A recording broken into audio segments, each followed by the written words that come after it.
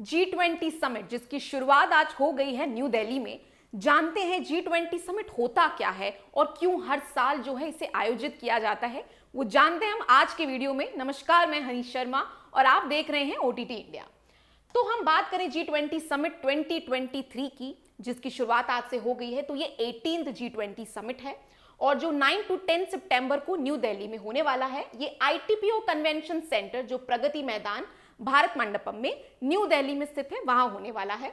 ITPO convention centre जिसकी हाल ही में जो है PM मोदी ने इनॉग्रेशन किया था। बात करें हम G20 समिट के थीम की, तो इस बार की जो थीम है वो है वसुधैव कुटुंबकम, जिसका मतलब होता है कि जो धरती है, अर्थ है, वो एक परिवार है और इसलिए इसकी हमारी रिस्पॉन्सिबिलिटी बनती है कि इस धरती की, इस अर्थ की जो है हम सुरक्षा करें, इससे प्रोटेक्ट करें। So the one earth, one family and one future is the theme of a G20 summit 2023. अब जानते हैं कि G20 समिट होता क्या है। तो G20 समिट एक एनुअल मीटिंग की तरह हम कह सकते हैं कि जिसमें जो मेंबर नेशंस हैं, जो बड़ी अर्थव्यवस्थाएं हैं, वो एक साथ आती हैं और जो भी इकोनॉमिक क्राइसिस होती हैं, जो भी अर्थतंत्र से, अर्थव्यवस्था से रिलेटेड कुछ भी प्रॉब्लम्स होती है, उनकी सॉल्यूशंस के बारे में वो डिस्कस करती है। It is a platform for this countries to come together, जिसमें वो एक साथ आती हैं, कोलैबोरेट करती हैं और जो भी मेंबर नेशंस प्रॉब्लम से जूझ रहे होते हैं उनका सोल्यूशन फाइंड करती है कि किस तरीके से उन प्रॉब्लम से जूझा जाए, उन प्रॉब्लम्स का सोल्यूशन फाइंड किया जाए और जो अर्थव्यवस्था है उसको और मजबूत बनाया जाए। हम कह सकते हैं कि वर्ल्ड इकोनॉमी का ग्रोथ हो सके, इसके बारे में जो है सोल्यूशंस फाइंड करने की कोशिश की जाती है। बात करें G20 मेंबर नेशंस की, तो जैसा कि एक शब्द ही हमें उसका मीनिंग बता रहा है, G20 is a group of 20 Nations. तो एक 20 नेशंस का ग्रुप है जिसमें United kingdom, Australia, Germany, Argentina, Canada, Brazil, Japan, USA, India, Russia, Turkey, France, Mexico, Italy, China, Saudi Arabia, south Africa, Indonesia, south Korea और European union member Nations शामिल हैं। हम बात करें कि G20 बना कैसे। कोई एक ही दिन ऐसे सबको विचार तो आ नहीं गया कि चलो एक G20 जैसा ग्रुप फॉर्म करते हैं, नहीं। तो G20 कैसे फॉर्म हुआ, उसकी हिस्ट्री के बारे में बात करें तो इसकी शुरुआत हुई 1970 के इकोनॉमिक क्राइसिस से। तो 1970 में जो अगर हम विश्व स्तर की बात करें तो इकोनॉमिक क्राइसिस से वो जूझ रहा था। उस टाइम ऑयल क्राइसिस चल रहे थे।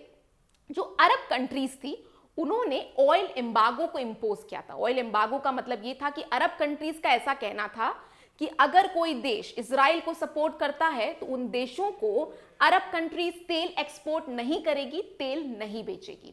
और आप जानते हैं कि तेल, ऑयल जो है एक इकोनॉमी के लिए बहुत ही इंपॉर्टेंट एनर्जी सोर्स है, क्योंकि सारी प्रोडक्शन एक्टिविटीज की हम बात करें तो उसके लिए ऑयल का होना बहुत जरूरी है। पेट्रोल के लिए क्रूड ऑयल का होना बहुत जरूरी है। तो जब अरब कंट्रीज ने जब कहते हैं ना कि सप्लाई ऑफ ऑयल को रोक दिया, तब विश्व की अर्थव्यवस्था जो हम कह सकते हैं ठप हो गई थी। तो इसका एक सोल्यूशन लाने के लिए, इस प्रॉब्लम से लड़ने के लिए विश्व की 7 लार्ज इंडस्ट्रियलाइज्ड कंट्रीज जो हैं एक साथ आई और उन्होंने एक यूनियन बनाया। तो G20 की शुरुआत पहले G7 से हुई थी, जिसमें 7 मेंबर नेशन शामिल थे और वो 7 मेंबर नेशंस थे America, Japan, Canada, France, Germany, Britain and Italy. तो ये जो कंट्रीज हैं उनके फाइनेंस मिनिस्टर्स एक साथ आए और उन्होंने जो है पॉलिसीज डिस्कस करी कि किस तरीके से जो है इस क्राइसिस से लड़ा जाए, क्या सोल्यूशन लेके आया, क्या सोल्यूशंस इस प्रॉब्लम के लिए लेके आए जा सकें कि जिससे जो है हम विश्व अर्थव्यवस्था को वापस उसकी एक रफ्तार को हम पकड़ सकें और जो है वर्ल्ड इकोनॉमिक ग्रोथ पॉसिबल हो सके, एनहांस हो सके। तो उस टाइम जो फ्रांस था वो यूरोपियन यूनियन को लीड कर रहा था। तो 2008 में जब फाइनेंशियल क्राइसिस हुए, तब जब लेहमैन ब्रदर्स यूएस का कोलैप्स हुआ था और वापस जो है एक हम कह सकते हैं कि विश्व अर्थशास्त्र जो है एक संकट में था, विश्व अर्थव्यवस्था एक संकट में थी और 2008 के फाइनेंशियल क्राइसिस चल रहे थे और फ्रांस जब था वो यूरोपियन यूनियन को लीड करा था। तो फ्रांस ने बोला कि अब जो हम ये इस आर्थिक संकट से जूझ रहे हैं, इसके सोल्यूशन के लिए मुझे लगता है कि एक मीटिंग की जरूरत है और इसलिए फ्रांस ने एक मीटिंग की डिमांड करी थी कि जिससे इस क्राइसिस से डील किया जा सके। तो जॉर्ज बुश ने, जो यूएस के प्रेसिडेंट थे उस टाइम, उन्होंने 20 कंट्रीज को इनवाइट किया इस मीटिंग के लिए ताकि एक डिस्कशन हो सके और सॉल्यूशंस जो है लाए जा सके। इसलिए जो फर्स्ट G20 समिट था वो वॉशिंगटन डीसी में 2008 में हुआ था। तो G20 समिट की हमने हिस्ट्री हमने समझ ली। अगर हम बात करें मेन गोल, तो मेन गोल G20 समिट का ये होता है कि जो भी मेंबर कंट्रीज हैं उनके बीच एक इकोनॉमिक कोऑपरेशन हो, कि ये जो मेंबर नेशंस हैं वो एक दूसरे को इकोनॉमिकली ग्रो करने में मदद करें, एक दूसरे की अर्थव्यवस्था को एक पुश लगाने में उनकी मदद करें, और फाइनेंशियल स्टेबिलिटी की जितने भी मेंबर नेशंस हैं सब में एक फाइनेंशियल स्टेबिलिटी जो है मेंटेन रह सके, कि किसी को भी जो है किसी की भी कोई भी मेंबर नेशंस की अर्थव्यवस्था को कोई संकट ना हो। तो यहां पे अगर हम G20 समिट की बात करें तो इसमें जो एरियाज है जिस पे फोकस किया जाता है, डिस्कस किया जाता है, वो है trade, climate change, sustainable development, health, agriculture और एंटी करप्शन पॉलिसीज। इसके अलावा हम कह सकते हैं कि पॉवर्टी एलिवेशन प्रोग्राम्स, कि किस तरीके से जो है देश से गरीबी दूर की जाए, कैसे ये मेंबर नेशंस एक दूसरे को सपोर्ट करके देश की गरीबी को दूर करने में मदद करें और एक आर्थिक विकास को जो है प्रमोट कर सके, आर्थिक विकास की गति को बढ़ा सके। मैं आपको बता दूं कि जो वर्ल्ड जीडीपी है उसका 85% जो है वो G20 मेंबर नेशन से आता है। 85% मतलब it's a very large proportion, it's a very large chunk. और 65% टू 75% के around, it's an approximate figure, world trade का, जो वर्ल्ड ट्रेड होता है उसका 65% टू 75% भी G20 मेंबर नेशन से ही आता है। तो आप समझ रहे हैं कि जब इतना मेजर पोर्शन एक वर्ल्ड ट्रेड का और जीडीपी का इन नेशन से आता है तो ये जो समिट है एक बहुत ही इंपॉर्टेंस, एक सिग्निफिकेंस होल्ड करती है। आपने देखा कि 85% of the world's GDP come from the G20 member nations, which shows how significant this G20 summit is. इसलिए इसे हर साल जो है ऑर्गेनाइज किया जाता है। G20 कहां पे आयोजित होगा वो G20 मेंबर नेशंस ही डिसाइड करते हैं, और इस साल फॉर्चुनेटली जो है इंडिया को G20 प्रेसिडेंसी मिली है।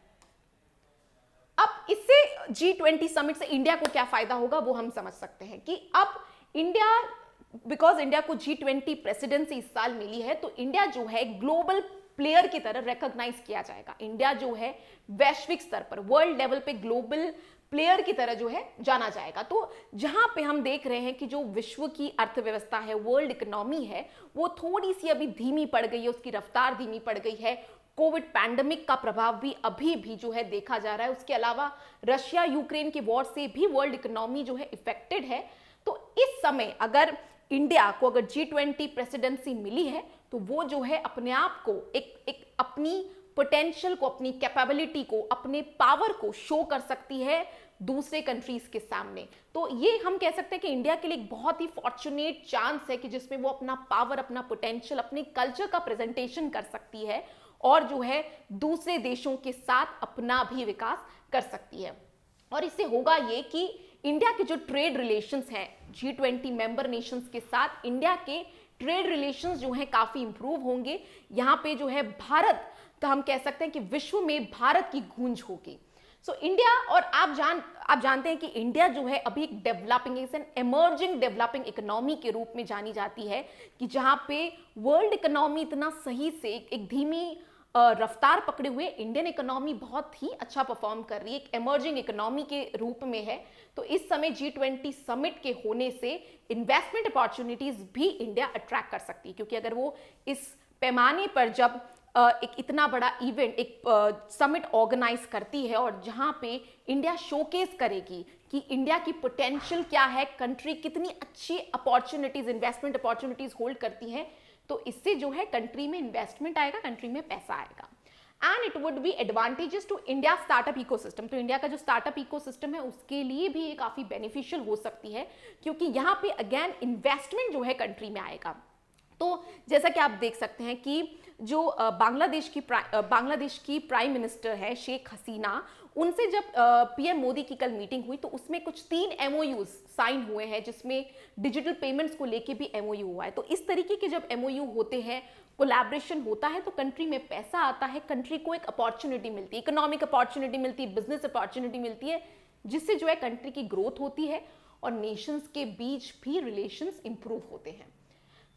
ये हमने देखा कि G20 समिट का हिस्ट्री क्या है, क्या इंपॉर्टेंस है, और 2023 जो इस साल हमारे देश में G20 ऑर्गेनाइज्ड हुआ है वो कितना इंडियन इकोनॉमी के लिए बेनिफिशियल है वो तो आपने जाना ही।